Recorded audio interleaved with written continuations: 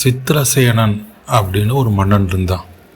வேட்டை பயணத்தின் போது ஒரு காட்டு வழியே போயிட்டுருக்கும்போது சிவபூஜை நடப்பதை பார்த்துட்டு அங்கே போய் வழிபாடு செஞ்சாராம். அன்னைக்கு சனி பிரதோஷ தினமா. தற்செயலாக அந்த பூஜையில் கலந்துக்கிட்டு சிவபெருமானை தரிசித்தாராம். அவருடைய பாவங்கள் எல்லாம் நீங்கி அவன் இழந்த வலிமையெல்லாம் பெற்று புகழோடு மீண்டும் சிறப்போடு ஆட்சி பெற்றான் அப்படிங்கிற ஒரு கதை இருக்குது. அதே மாதிரி ஒரு விதவை பெண் தன்னுடைய சிறு மகனோட ஒரு காட்டில் வசித்து வந்தாங்களாம். மிகவும் வறுமையோடு இருந்தாங்களாம். சாப்பாட்டுக்கே வழி இல்லையா. ஒரு சனி பிரதோஷம் அன்று தனது மகனோட சிவபெருமான கோயிலுக்கு போயிருக்காங்க. பிரதோஷ பூஜையில் கலந்துக்கிட்டு பக்தி பண்ணாங்களாம். அந்த வழிபாட்டின் பயனாக அவனுடைய மகனுக்கு ராஜ்யத்தில் அமைச்சராகும் வாய்ப்பு கிடைச்சதாக ஒரு தகவல். வறுமையில் வாடிய ஒரு சாதாரண மனிதனை சனி பிரதோஷம் பெரும் செல்வத்தையும் அதிகாரத்தையும் பெற்ற உயர்ந்த நிலைக்கு கொண்டு சென்றிருக்கு அப்படின்னு ஒரு புராண கதைகள் இருக்குது. இந்த சனி பிரதோஷத்தோடைய சிறப்புகளாக இந்த மாதிரி கதைகள்லாம் இருக்குது. இந்த சனி பிரதோஷம் அன்னைக்கு சிவபெருமான நந்திதேவரோடு சேர்த்து வச்சு வணங்கும் பொழுது ஜாதகத்தில் உள்ள 7.5 சனி, அஷ்டம சனி, சனி திசை, சனி புக்தி தொடர்பான சிக்கல்கள் எல்லாம் குறையும். உயர் பதவிகள் கிடைக்கும், மன அமைதி கிடைக்கும், குடும்பத்தில் மகிழ்ச்சி உண்டாகும் அப்படின்னு சொல்லலாம். சிவபெருமான மாலை 4:30 மணி முதல் 6 மணிக்குள்ளே நந்தி தேவரோடைய அந்த கொம்புகளுக்கு இடையே வைத்து வணங்கும் பொழுது, தரிசனம் செய்யும்போது மிக சிறப்பான நல்வாழ்க்கை அமையும் சொல்லலாம். சிவபெருமானுக்கும் நந்திக்கும் பால், இளநீர், தேன் அல்லது பன்னீர் கொண்டு அபிஷேகம் செய்வது மிகவும் புண்ணியத்தை தரும் சொல்லலாம். சிவபெருமானுக்கு மிகவும் பிடித்த வில்வ இலைகளால் அர்ச்சனை செய்வது மிகச்சிறப்புன்னு சொல்லப்படுது. நந்தியின் 2 கொம்புகளுக்கு இடையே சிவபெருமானை தரிசிப்பது மிகச்சிறந்த யோக பலனை தரும் அப்படின்னு சொல்லலாம்.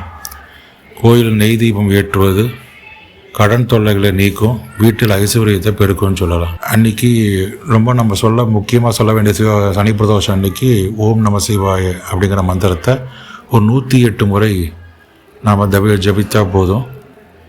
அதுவே ஒரு சிறந்த நன்மையை தரும் சொல்லலாம்.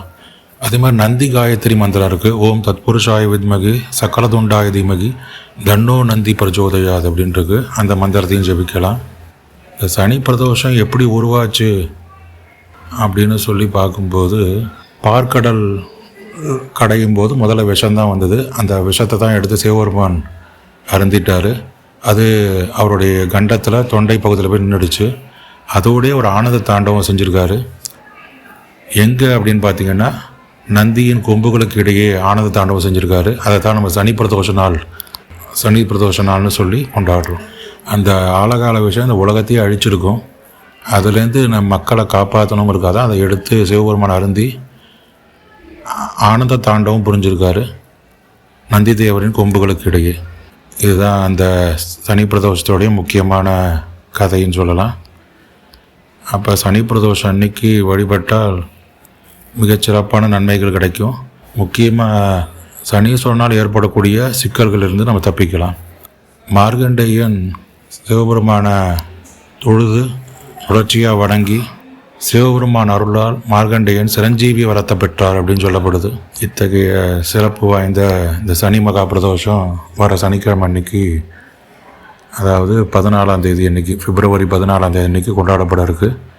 அன்றைக்கி மாலை 4:30 மணி முதல் 6 மணிக்குள்ளே சிவபெருமானை சென்று நந்தியோடு சேர்த்து வழிபடும்போது வில்வ அர்ச்சனை செய்து கூட வழிபடலாம். வெறும் ஓம் நம சிவாயன்னு சொல்லி வழிபட்டாலே போதும், 108 முறை சொன்னாலே போதும். அதுவே சிறப்பு. அனைத்து விதமான நன்மைகளும் பெறலாம். அதனால் ஓம் நம சிவாயன்னு சொல்லி மகா சனி பிரதோஷத்தில் இறைவனை வணங்கி நல்லொருள் பெற கேட்டுக்கொள்கிறேன். நன்றி, வணக்கம்.